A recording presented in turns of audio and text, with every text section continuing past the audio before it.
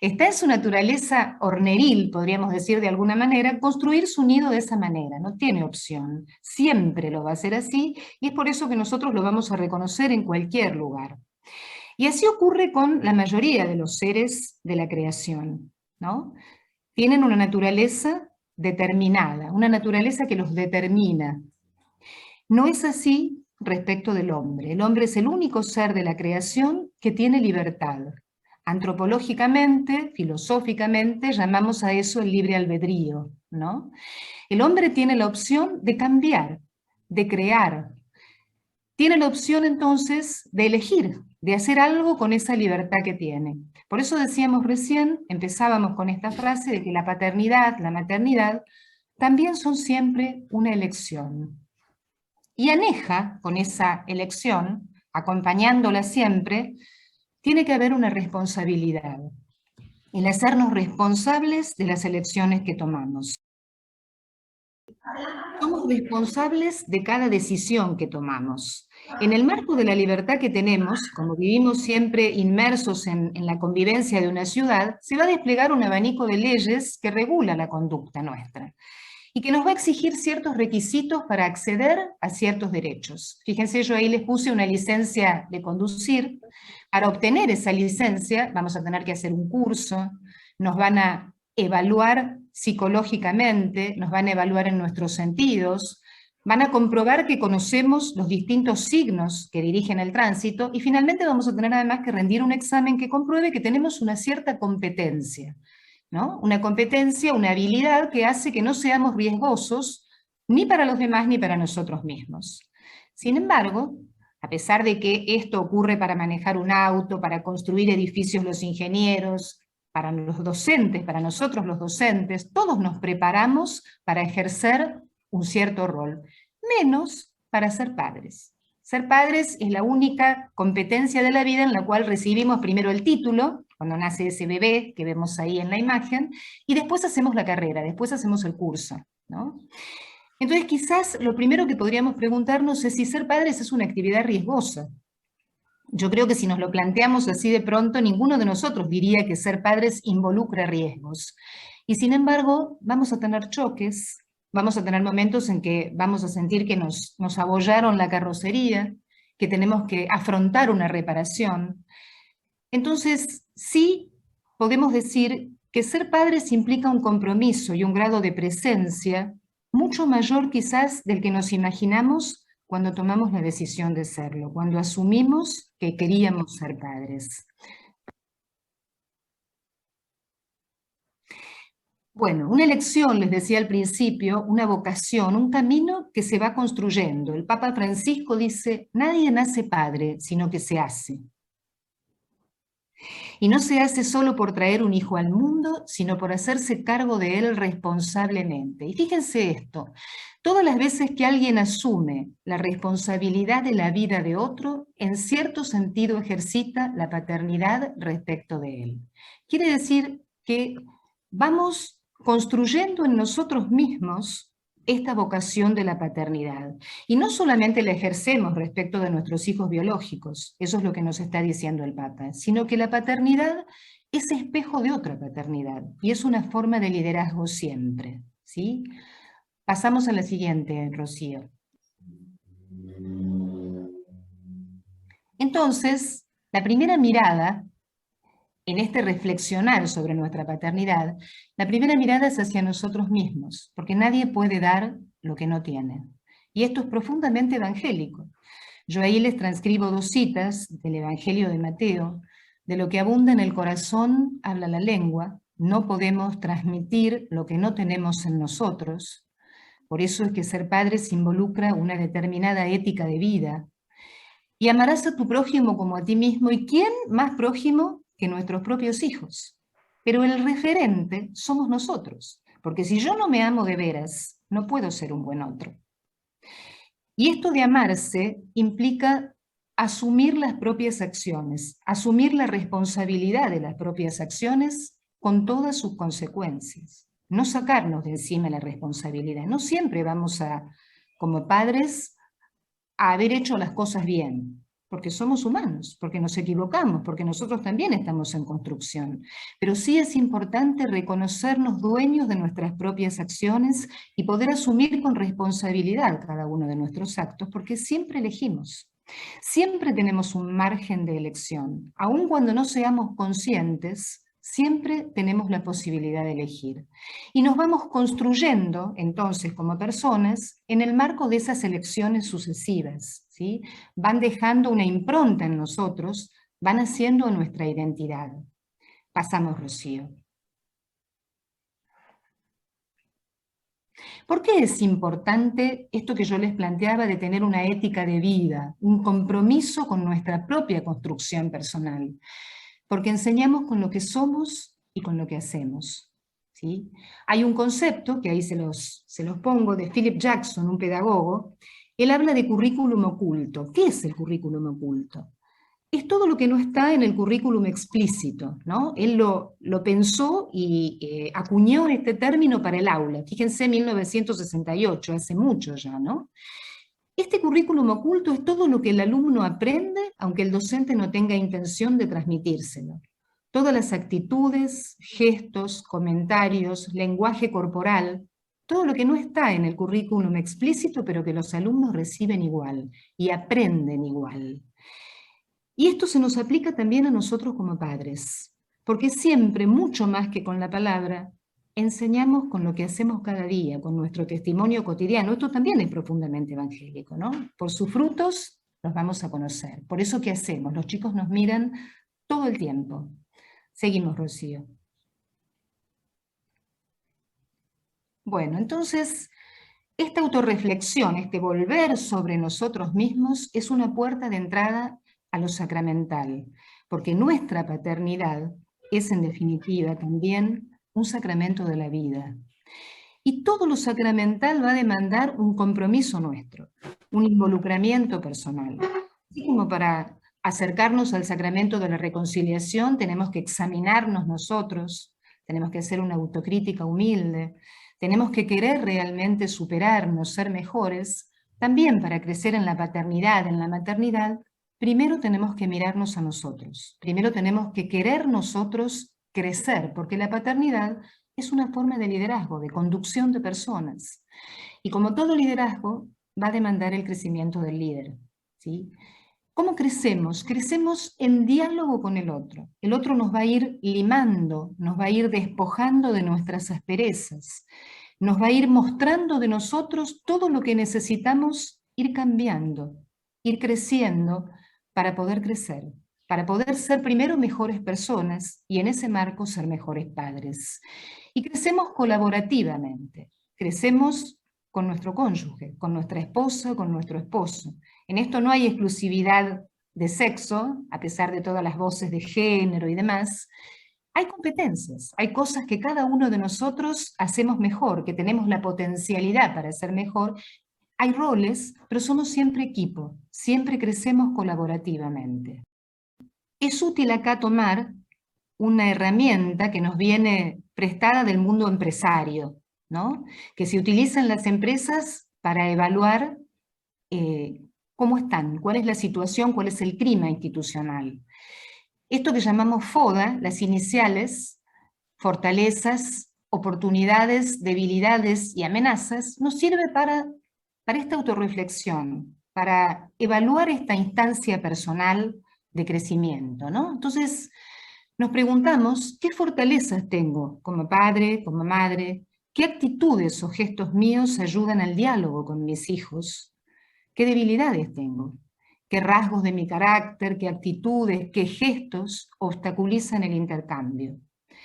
¿Qué es lo que amenaza el diálogo con mis hijos? A lo mejor soy muy estructurado, a lo mejor no permito que se acerquen a mí, pongo una barrera.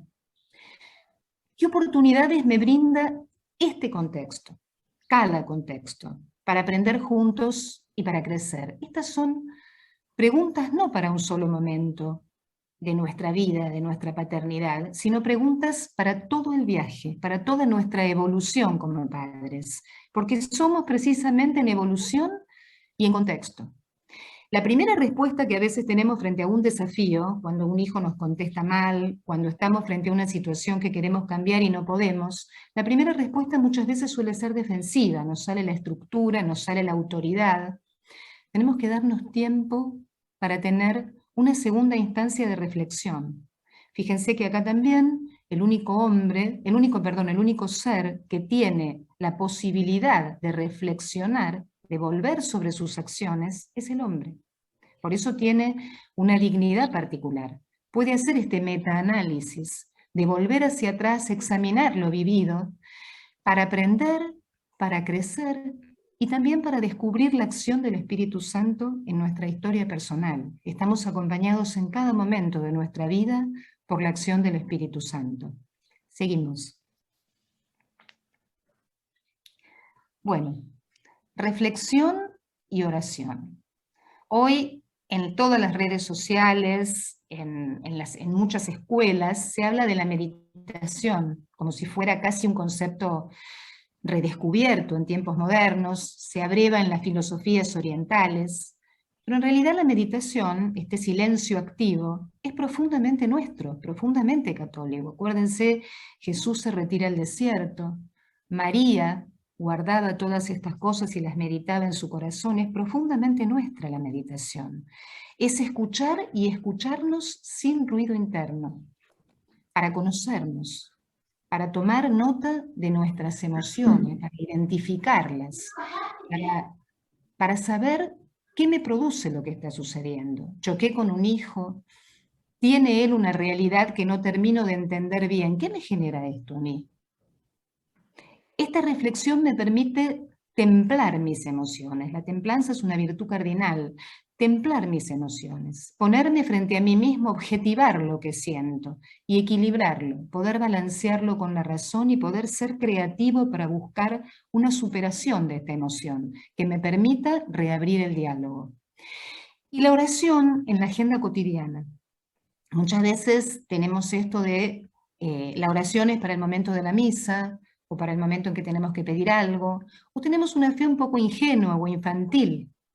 No confiamos de veras en que realmente Dios obra en nuestra vida, y que todo eso que a veces nos parece un desafío tan grande, tan difícil, que no lo vamos a poder alcanzar, lo tenemos que poner en las manos de Dios.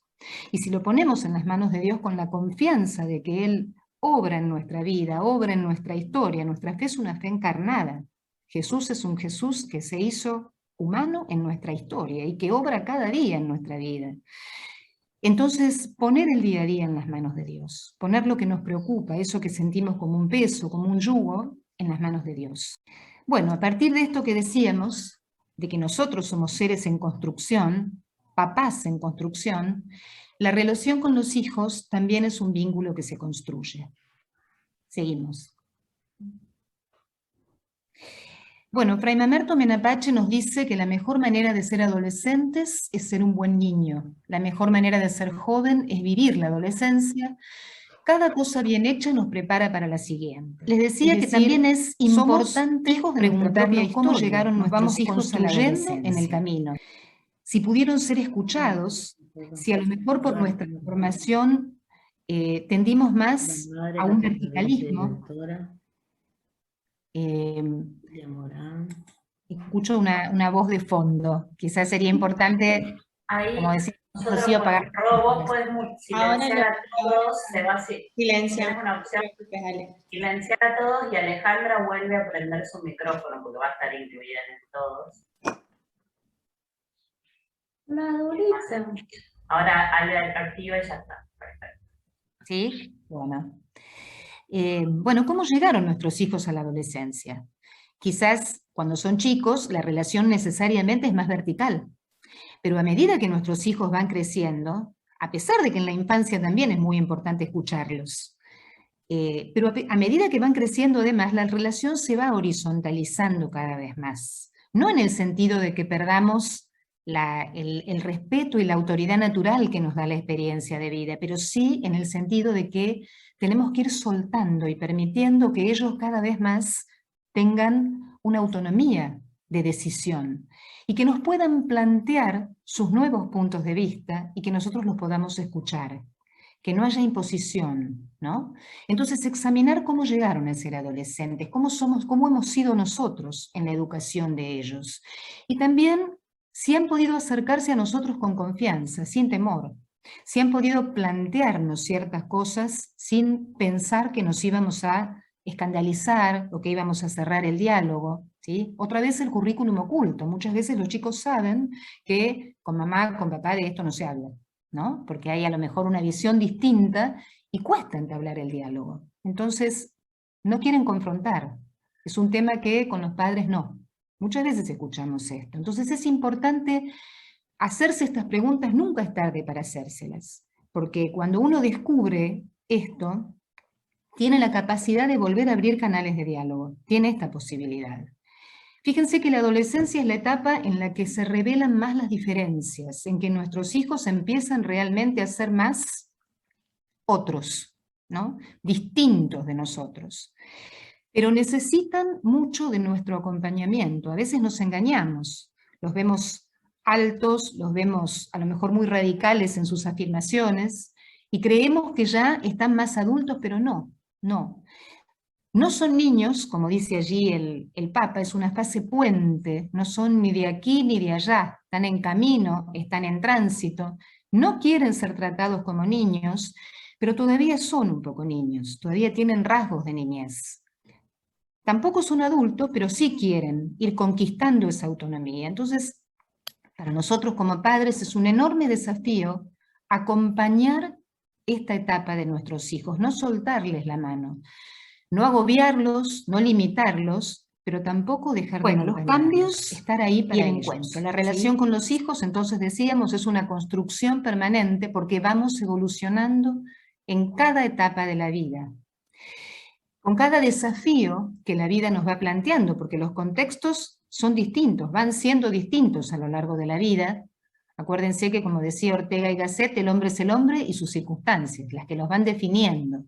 Y la adolescencia es un tiempo de cambios. Cambia el cuerpo, cambia la visión del mundo, cambia la relación con nosotros, sus padres, con el adulto en general y con ellos mismos, ¿sí? Hablábamos recién de esta transición y hoy la psicología nos dice que la adolescencia se prolonga hasta el final de la veintena, ¿sí? Lo dice la psicología, lo dicen los neurocientíficos, que hablan que la amígdala, este centro que tiene que ver con las decisiones emocionales, se termina de desarrollar más tardíamente. Pero a la vez, los padres de adolescentes también estamos en evolución y en cambio. Dependiendo si es el primero, el segundo, el tercer hijo, los padres de adolescentes están iniciando la cuarta o la quinta década a veces de la vida. Entonces también tienen desafíos e interrogantes propios. También ellos estamos interiormente desafiados por todo lo que nos va aconteciendo. Entonces, ¿cómo hacemos para construir el encuentro? ¿Cómo hacemos para establecer un puente?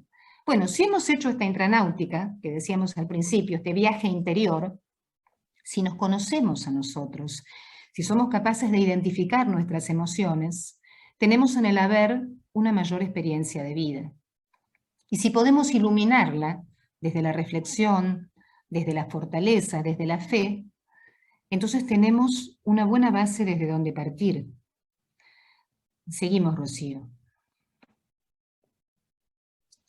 Fíjense que al momento de pensar en el diálogo, en cómo establecer canales de diálogo, lo primero que se nos ocurre es que vivimos en el marco de un mundo donde la comunicación está en un primer plano. Yo ahí les pongo, bueno, el teléfono de línea, que hoy por hoy ya es una antigüedad, los teléfonos celulares, las redes sociales, ¿no? Los servicios de mensajería, algunos súper instantáneos, ¿no? Como Twitter, donde muchas veces tanta gente vuelca la emoción del momento, sin filtro, sin nada. Y muchas veces, en lugar de usar todos estos medios de comunicación para establecer un diálogo, los usamos de manera disruptiva, para criticar, para confrontar, muchas veces para hacer una catarsis violenta. Vivimos expresándonos en las redes sociales muchas veces con un lenguaje crudo, ¿no? Sin delicadeza, sin empatía, sin amor, sin caridad por el otro, ¿no? Ni por el otro ni por nuestra realidad. Las redes sociales hoy por hoy son una muestra terrible y cruda de un uso del lenguaje de manera muy, muy disruptiva, a veces hiriente, ¿no es cierto? Entonces, nos podríamos ver tentados, como han hecho tantos pensadores y filósofos, de pensar que la tecnología es algo malo. Y sin embargo, fíjense que la tecnología está posibilitando en este momento este encuentro, ¿no? Entonces, ¿es mala la tecnología? Y acá un poco es la respuesta de los chicos, se me fue la imagen, ahí volvió, de los chicos cuando hablan de Harry Potter, ¿no? La magia es buena, es mala, es un medio, hay que recordarnos que es una herramienta, que si no la volvemos una finalidad en sí misma, sino que le damos ese lugar de herramienta, la tecnología es muy útil. No es ni buena ni mala, no es susceptible de valoración moral, va a depender siempre del uso que le demos, ¿sí? Bueno, y esto es un poco una de las inquietudes que ustedes me hacían llegar. ¿Qué hacemos con los adolescentes y las pantallas? Sobre todo en este tiempo, en este contexto tan particular, donde todo el año pasado, además de ser las pantallas territorio de juegos y de entretenimiento de los chicos, se transformaron en la única forma de mantener el nexo pedagógico, la única forma en que se pudo seguir conectado a la escuela, ¿no? Entonces se multiplicaron las horas de pantalla. Y para los chicos es su mundo, ¿no es cierto? Los juegos, la PlayStation, ahí les puse la Xbox, los mundos virtuales, el anime, todo esto es lo que los apasiona. Y a nosotros nos causa una serie de emociones, ¿no? Enojo, no entendemos esto que consideramos una adicción, ¿cómo es posible que te pases horas delante de la computadora? ¿Cómo es posible? ¿Cómo te saco? Te lo prohíbo. Me desespero. ¿Qué hago? Me enojo, ¿no? Y muchas veces también me resigno. Bueno, ya está, ¿no? Fíjense, yo les puse por detrás de todas estas imágenes la imagen de una mesa donde están los chicos y los padres también están con los celulares. Esto lo hice porque a mí me pasó. En una oportunidad con mi hijo adolescente, que me ha ayudado mucho a preparar esta charla, yo lo llamaba a la mesa y él venía con su celular, ¿no? A la mesa con el celular al lado del plato. Entonces le digo, pero a ver, estamos en la mesa, es un momento compartido en familia, ¿no podés dejar el celular? Y me mira y me dice, mamá, vos también mirás el celular. Me quedé, ¿yo también?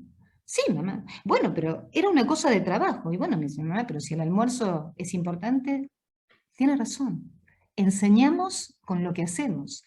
Si el almuerzo es un momento sacramental para nosotros, el café, la mesa compartida, esa charla que tenemos es importante, entonces el trabajo también tiene que pasar a un segundo plano y el celular no se puede transformar en un protagonista más, ¿sí? De nuevo el currículum oculto, de nuevo enseñamos con lo que hacemos cotidianamente, en cada momento de nuestra vida. Seguimos, Rocío.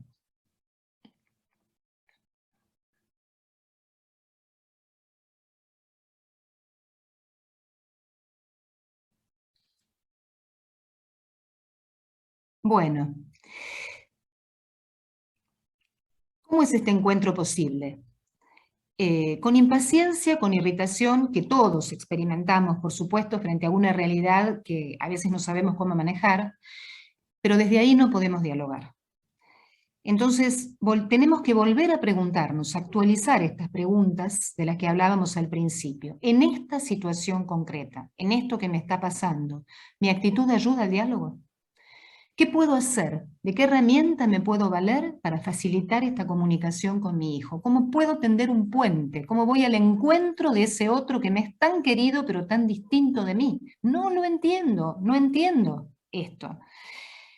Y el Papa nos dice, cada niño lleva siempre consigo un misterio, algo inédito que solo puede ser revelado con la ayuda de un padre que respete su libertad. Fíjense, misterio que tiene que ser revelado por un padre que respete su libertad. Qué difícil, ¿no es cierto?, este equilibrio, qué difícil. Te educo, te acompaño, te guío y a la vez tengo que tener respeto por su libertad, porque él también es un ser único, creado por Dios con una dignidad personal maravillosa, ¿no?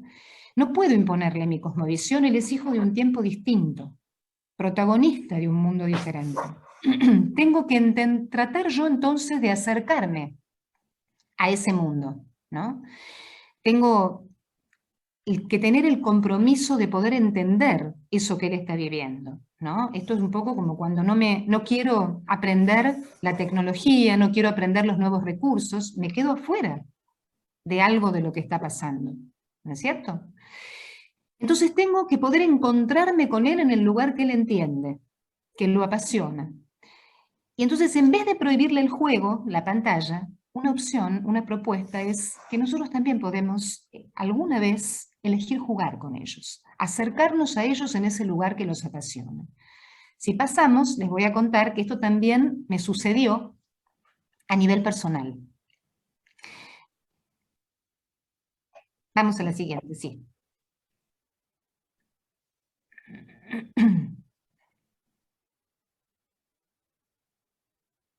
Bueno, les cuento que me pasó a nivel personal porque mis hijos, a todos les encanta el anime. El anime, no sé si saben, es la animación japonesa, ¿no? Y a esta generación le encanta. Los dos mayores, un anime anterior, Dragon Ball Z y compañía, y el más joven, el más chico, bueno, otras cosas. Le encanta dibujar. A mis alumnos de sexto también. Cada vez que tienen un rato están dibujando estos dibujos animados japoneses que les fascinan. Bueno, un día, hace más o menos un mes y medio, yo ya estaba preparando esta charla, mis hijos dicen, estrenaron una película de anime japonés, vamos a ir al cine. Los tres. Entonces digo, bueno, yo también voy con ustedes.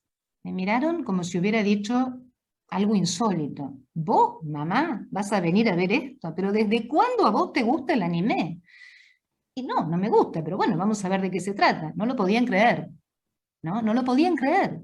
Pero bueno, entonces te tenemos que contar la precuela, te tenemos que contar de qué se trata, qué es lo que pasó. Y me empezaron a contar, bueno, que era un chico, que los demonios, un mundo que realmente la realidad a mí, si tengo que ser sincera, no me interesaba ni me apasionaba, pero abrió el diálogo con ellos. Posibilitó que habláramos de algo que a ellos sí les apasionaba, se les iluminaba la cara, ¿no? Fíjate, mamá, la cromática, el fondo, la animación, cómo se mueven, esto es genial. Aprendí cosas, la verdad que cuando la fui a ver pude apreciar algunas cosas que ellos me revelaron. Siempre es un aprendizaje la relación con nuestros chicos. Entonces la experiencia de jugar, que a veces la tenemos un poco olvidada, ¿no? Es una puerta. Salir del lugar del adulto, de ese lugar que ocupamos siempre como límite, como dueños del saber, muchas veces como censura, y ocupar por una vez un lugar de inseguridad, hasta de torpeza motriz, porque después de esto mi hijo me dijo, ¿querés que te enseñe a jugar uno de los juegos online que nosotros jugamos? Bueno, dale, no se imaginan. La rapidez increíble, la coordinación insólita con la que se desplazaba sobre el teclado es algo que yo no puedo ni soñar alcanzar en ningún momento de mi vida, ¿no? Entonces, sentirse uno que realmente no puede, que hay algo y un saber que es parte del mundo de ellos y nunca lo voy a hacer así, pero nos reímos juntos, aprendimos cosas los dos, le generé sorpresa, ¿no? Y después también se transmitió a mi aula, porque cuando les comenté en algún momento a mis chicos que había ido a ver esta película, me dijeron, ¿seño, en serio fuiste a ver eso? Mi mamá ni loca va a ver eso, ¿no? Es una experiencia. Es la experiencia de abrir una puerta y la sorpresa es ocasión de diálogo. Empezamos a charlar. El juego online, el anime, los mundos virtuales, esto de los multiversos, todo esto es ocasión de compartir, de conocernos, ¿sí? De conocernos en relación y de crear memorias. Estos momentos compartidos son memorias que construyen identidad. Son memorias que ellos después van a guardar en el corazón y que van a ir haciendo camino junto con la gracia de Dios para formar al adulto que un día ellos van a ser. Muchas de estas cosas compartidas con nosotros van a formar parte de su paternidad futura. ¿Sí? Pasamos.